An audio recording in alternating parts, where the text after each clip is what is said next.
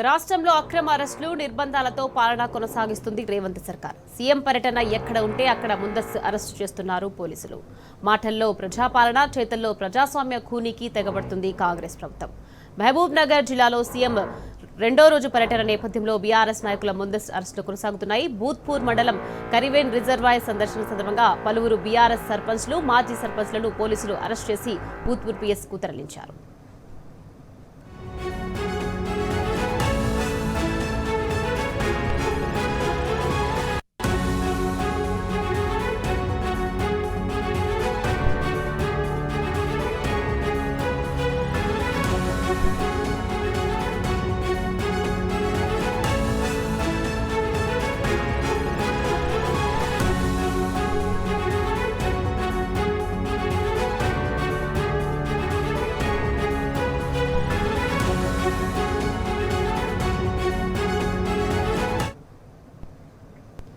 CM Revanth Nagar Kurnool జిల్లా పర్యటన నేపథ్యంలో పోలీసులు అత్యుత్సాహం ప్రదర్శిస్తున్నారు.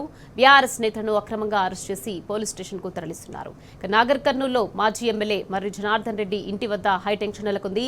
మర్రి జనార్దన్ రెడ్డి ఇంటి వద్ద బీఆర్ఎస్ నేతలను బలవంతంగా తీసుకెళ్లి వ్యాన్లో ఎక్కించారు. బీఆర్ఎస్ నేతలను ఎందుకు అరెస్ట్ చేశారు, వారిని ఎక్కడికి తీసుకెళ్తున్నారనే అంశంపై స్పష్టత ఇవ్వలేదు.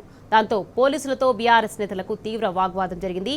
బీఆర్ఎస్ నేతలను ఫంక్షన్ హాల్లో నిర్బంధించినట్టు తెలిసింది. అక్కడ ప్రభుత్వానికి వ్యతిరేకంగా బీఆర్ఎస్ నేతలు నినాదాలు చేశారు. పాలమూరు రంగారెడ్డి ప్రాజెక్టుకు బడ్జెట్ను వెంటనే